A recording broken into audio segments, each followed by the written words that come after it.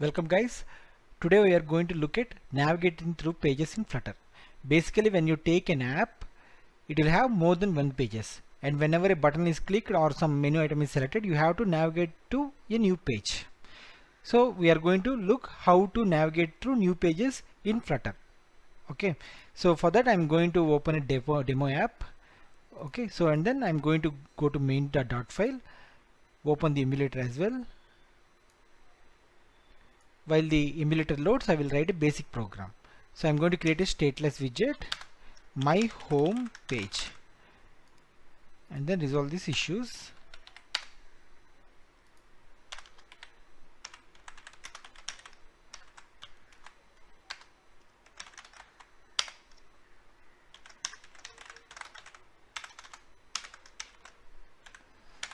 Okay, so we have created a sample app. Let's see whether it is running fine or not in order to ensure that there are no issues with the setup.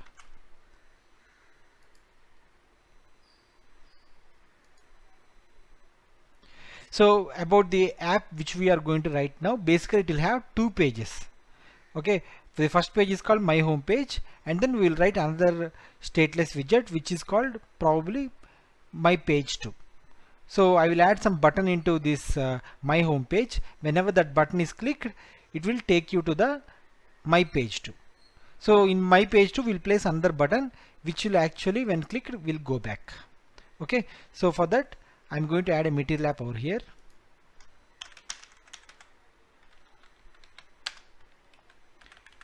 Change home, scaffold, change this to body, and then add a button inside container.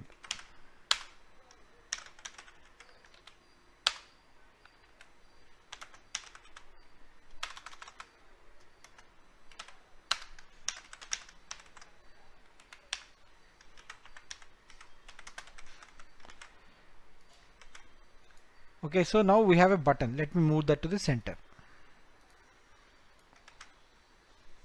And then add an app bar as well and give a title to it.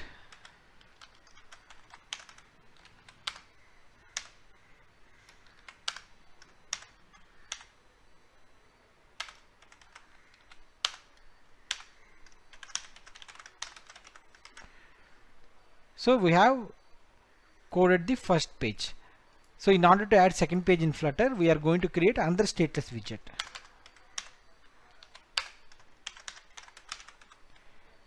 And then let me add the material app here as well.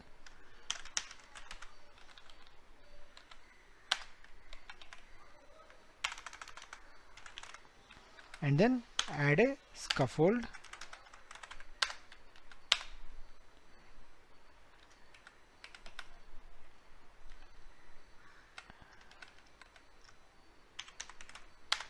And then add an app bar to this as well.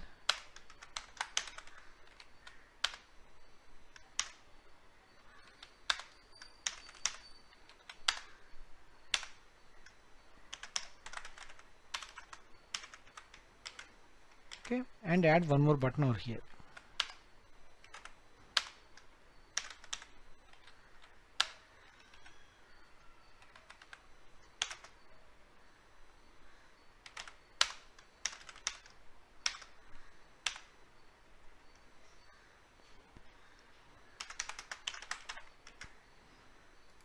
Okay, so now we have written the my page 2 code. In order to check whether this is working fine or not, what I will do is I'll just copy paste my page 2 and replace that with my home page and see if it is loading or not. So I have to click hot reload and you can see it is working. So let me move that to the center. Now change this back to my home page, because we need to have my home page as a home page. Okay, and then whenever that button is clicked, it has to open the my page 2. For that what I'm going to do is I'm going to give on pressed. So on pressed here, right? So on pressed is the event handler. So whenever a button is clicked, on pressed event will be triggered. So in order to right? So like we need to have some code over here which will actually open the my page too. So let's see how we could add it. So I just removed the null and just pressing control spacebar to see if there are any suggestions. So you can see that there are two notations. Okay, see, the first notation is for if your function is going to have only one single statement, this is something what you could use. If your function is going to have multiple statements, this is what you could use. Okay, I'm going to use the second one. Okay, now what I'm going to do is I'm going to write something like print. Okay, and then see whether whenever this button is clicked, is 1 to 3 is being printed in the debug console or not. Okay, this is like I'm just checking whether the on press is being called or not. Okay, because when it goes to when it comes to buttons or something like that, we might have multiple things, and if you are having some sort of confusion of what needs to be picked, this is like this is something what you should do. For example, what I could do is I can go to long press also and see if it is long press is being called or not. Okay,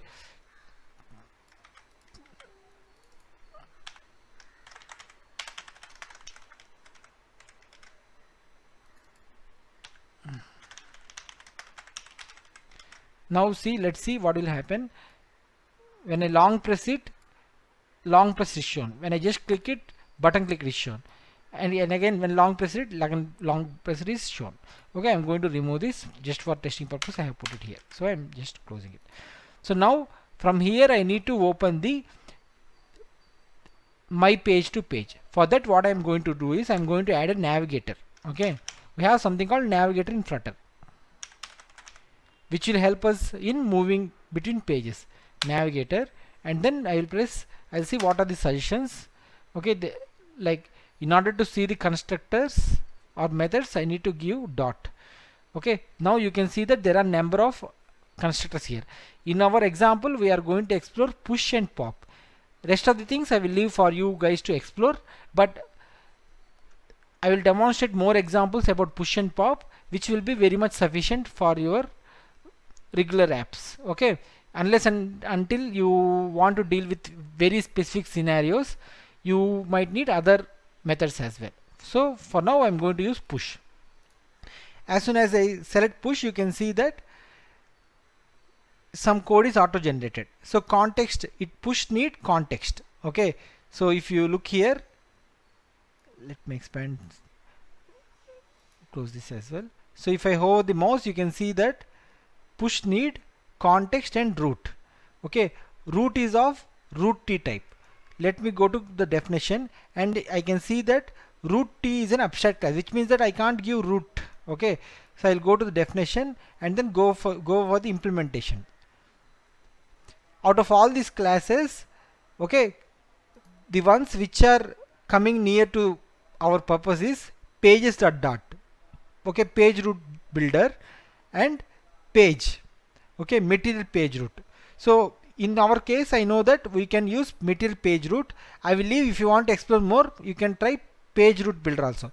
The other things like roots, okay, everything is abstract class here. Okay, this class I'm not pretty sure you can use it or not, but you can actually explore. Search, pop-up menu, these are the not what we need. So we need to either material page root or page root builder. Page root builder I'm not going to try now. Material page root is something what I'm going to try. Okay, because the reason is very simple. When I go here push, you can see that in the example that were shown here, you can see that they have actually used material page root. So they are saying that this is the usage, this is how you could use it. Okay, so always these concepts actually help you to make decision quickly. Okay, see, for doing a specific thing, we will have multiple ways of doing it, but often whatever works for you, if you could use it, that is very much fine. Okay, initial stages, during initial days of your app deployments, that is very much fine. Unless and until there are some specific performance issues, you don't have to change that stuff. Okay, so what I'm going to do is I'm going to give a material page root now. Okay,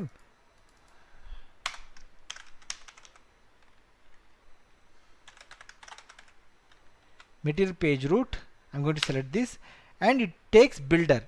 If I hover builder, if I hover my mouse over builder, you can see it needs a widget. Okay, it returns a widget. Okay, so I'm going to remove this null and again press control space. You can see that there are two ways you can implement this. So let me hover this. You can see that function needs build context. So sorry, and you can see that context is being passed here. So I can just click, either select one of these. I'll go with this one because I'm going to return only one class, which will be my page 2 off, and then end this. Now when I click this button, okay, it's not working. Okay, because it is saying that there are some issues. Looks like it is having some hierarchical issues in Flutter. Like if you are not positioning widgets properly, you will have these hierarchical issues. Okay, so in order to fix this hierarchical issue, what I'm going to do is I'm just going to give material app over here.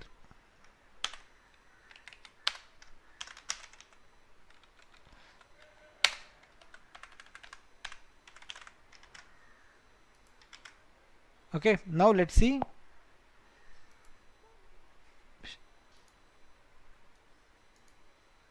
So let me reload it. Now when I click, you can see the new page is loaded. Okay, so now if I want to remove this material app, I am good to do, because we have material app at the very root. Okay, so I can actually remove this.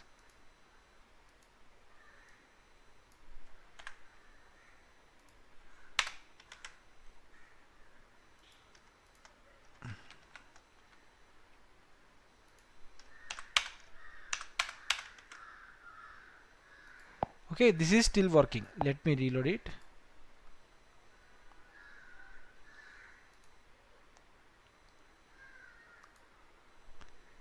And then it is still working. Now you could observe that there is a back icon which is by default added to the my page 2. So when I click it, you can see that it is going back. So even I can use the bottom navigation bar to go it. Okay, this is the system bottom navigation bar. Okay, so when I click back, it will go back. So I'm just opening the app.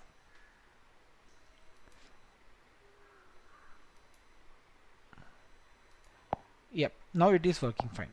So now I want to add some code to go back, so that I can make sure that whenever this button is clicked, it will go back. So what I could do is, again I can go to the on press button of my page 2,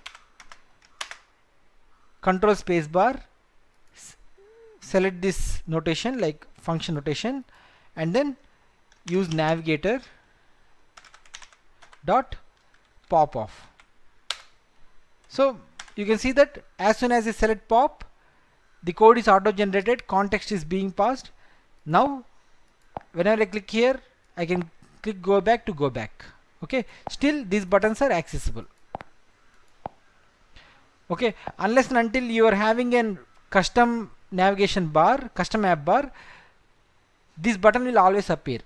Okay, because I have used default app bar, this will appear. If you are using custom navigation bar, this button will not appear. Okay, you have to create your own button inside your custom app bar.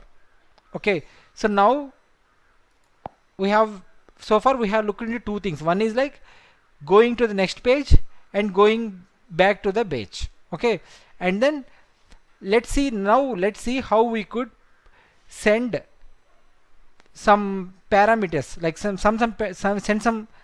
Okay, let's see how to send some parameters to the next page. Okay, I mean the second page. From one page to another page, we often need to pass some parameters like username or some user ID or some like post IDs. This kind of information you always have to pass from one page to another page. Okay, so for that, let me display some text over here, which I am going to get from page 1. Let me make it message, page 1 message. Okay, and then as soon as I add it, it is throwing error because it is not declared anywhere. Okay, it is not declared or defined. Okay, so I'm just going to go here, press control dot, and you can see there are some options here: create getter page message, create local variable, create field message. Okay, create field page 1 message. I'm going to select this one, which is going to add some option over here. As soon as I add it here, you can see that an error has appeared over here. A blue, it's not an error, it's an information. I'm going to try to resolve it now. So it says that, like if I hover my mouse, it says that this class is marked as immutable, but one or more of its instance fields aren't final. Okay, so it is saying that some of the fields which you have given are not marked as final. Okay, so I need to add final keyword over here, and now you can see that the blue squiggly line has gone. Now a red squiggly line has appeared. Now I'm going to click here, create constructor final fields. Okay, now the constructor is also added. Okay, so and once if I run it now and then click on this button, you could see an error is popping out. Okay, so because you are already using one class and then you have modified it and then you are getting errors now. You don't, like in a big app, you might not know where exactly this classes is being used. See, what I could do to fix this issue is I can simply go here, send some message. Okay, hello from page 1.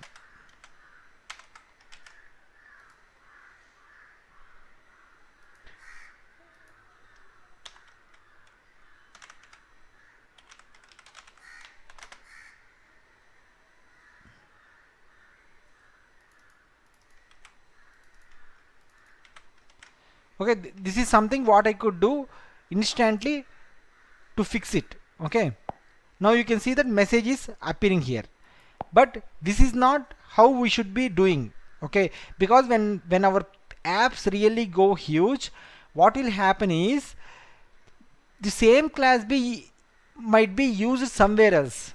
Okay, so when you change something in your class and if you miss changing the call of those apps, what will happen is they will start throwing the errors and you might be not sure where exactly the things might have broken. So what I could do in order to fix this is I can add something like @required. Okay, and then if I remove this message, you can see that an amber squiggly line has started appearing. Okay, so when I go there, press control dot, and you can see that @required argument is showing, but still the app will run. Okay, here we are having error, right? So when I refresh it, it is still running. Okay, but still this is okay. This is one way of fixing it. Now I can do @required argument. I can go there and press control dot, @required argument, and then paste the message here, hello from page 1, and then we are good. It is working now. And but again, it is just showing a yellow squiggly line, but it is not allowing your app to compile. It is not stopping your app to compile. This is like, because in this way, by adding a @required also, what's happening is you are still allowing your app to compile and load to the device, so that this error message might not be captured. What I could do is I can actually remove this required, copy this page 1 message, and then move it outside of the optional parameters. See, whenever a flower bracket is given in a inside a constructor, they are the optional parameters. Okay, whatever given outside are the mandatory parameters. Now you could see that your app will not run. Okay, if I click refresh, you can see that app is not being refreshed. It is still in my page 2 only. Okay, if I go to debug console, I will be able to see more errors. Okay, so there are some errors now. Okay, we are actually making the app to throw errors when you are making changes to the class. Now I can go here, press control dot again. Okay, it's not showing anything. Let me try one. Okay, so for both, okay, let me remove this, and then now write my page 2 again, and then when I'll select this one, and you can see that my page 1 is shown here, so which will be a string. Like as I hover here, it says that my page is a string. I can either declare it somewhere over here, or what I could do is I can just pass the message here, hello from page 1. Okay, Now I am going to refresh the app, click here, and you can see that it is actually working fine. Okay, so far what we have seen is, we have seen push method, pop method, and then we have actually passed some message from page 1 to page 2. Okay, so about push and pop method, let me tell you one thing. See, this navigator is a class, right? So navigator is a class. If you go to push method, you can see there is some keyword like static. Okay, if you go to pop method, it is also says static. So what does this static mean is, in Whoops concept, whenever a method or member is declared as static, you can actually call it without instantiating the class. Okay, I'm not doing something like this here. Navigator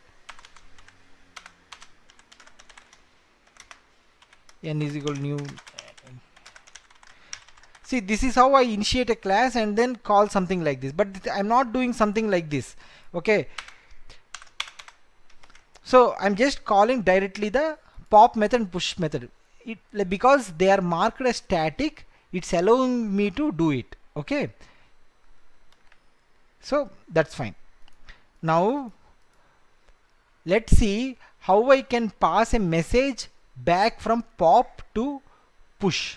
Okay, so if I go to pop method, you can see that build context is mandatory, and there is another optional parameter, result. Okay, so let me give this result now.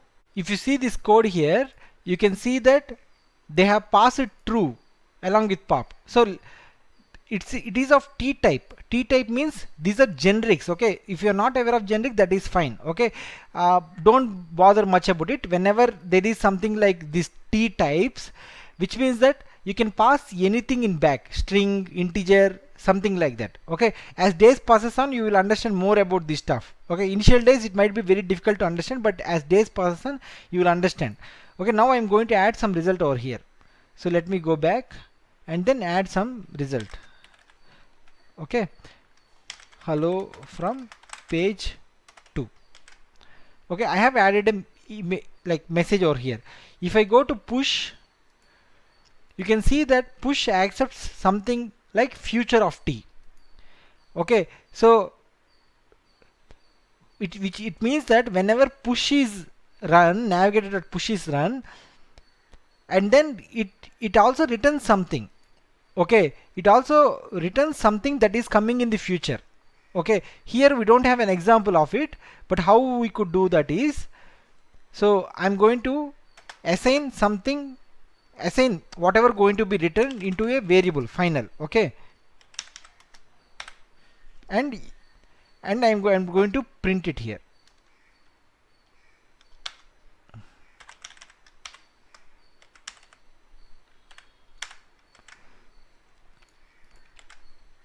And then run it and see what's going to happen.